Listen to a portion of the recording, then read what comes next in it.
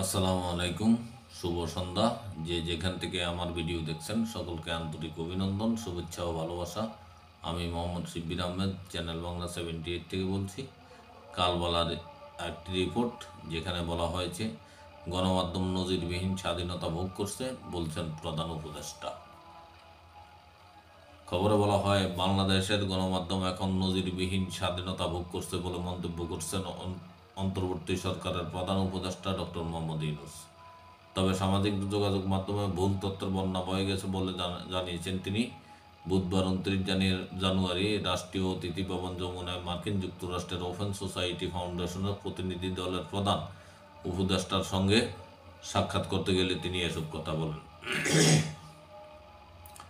Open society ফাউন্ডেশনের chairman Alex সরস এবং সভাপতি বিনাইফার নওরুজির নেতৃত্বে প্রতিনিধি দল প্রধান উপদেষ্টার সঙ্গে সাক্ষাৎ করে অন্তর্বর্তী সরকারের সংস্কারের প্রতি সমর্থন ব্যক্ত করেন।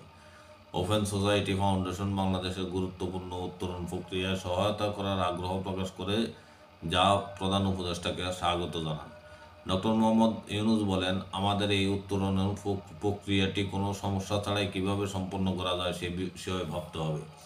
সাক্ষাৎকালে অ্যালেক্স সোরাস ইতিহাসের এক জটিল সময়ে দেশকে নেতৃত্ব দেওয়া এবং দেশের প্রতিষ্ঠানগুলোকে ঠিক করা ও অর্থনৈতিক পুনর্গঠনে প্রয়োজনীয় সংস্কার ও উদ্যোগ নেওয়ায় ডক্টর মোহাম্মদ ইউনূসের প্রশংসা করেন।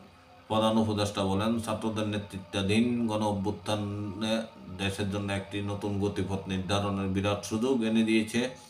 তারা জুলাইয়ের গণ অভ্যুত্থান ভিক্টিমদের জন্য অন্তর্বর্তী ন্যায় বিচার, অর্থনৈতিক সংস্কার, গণমাধ্যম, চুরি যাওয়া সম্পদ পুনরুদ্ধার, নতুন সাইবার নিরাপত্তা আইন কীভাবে তাদের উন্নতি করা যায় এবং রোহিঙ্গা সংকট নিয়ে আলোচনা করেন। অ্যালেক্স সোরস বলেন, আমরা এসব ক্ষেত্রে আপনার প্রচেষ্টার সমর্থন করার উপায় খুঁজব। প্রধান উপদেষ্টা ওপেন ফাউন্ডেশনকে তাদের সহায়তার জন্য ধন্যবাদ জানান। তিনি নজিরবিহীন ছাত্র নেতৃত্বাধীন গণ অভ্যুত্থানের খবর ছড়িয়ে দেওয়ার জন্য ফাউন্ডেশন প্রতি আহ্বান জানান। প্রধান উপদেষ্টা শেখ হাসিনার 16 বছরের শাসনামলে পাচার হয়ে যাওয়া $234 বিলিয়ন ফিরিয়ে আনতে সহায়তার জন্য ফাউন্ডেশনের প্রতি আহ্বান জানান। এই ছিল প্রধান উপদেষ্টার বক্তব্য। ভালো থাকবেন। আসসালামু আলাইকুম।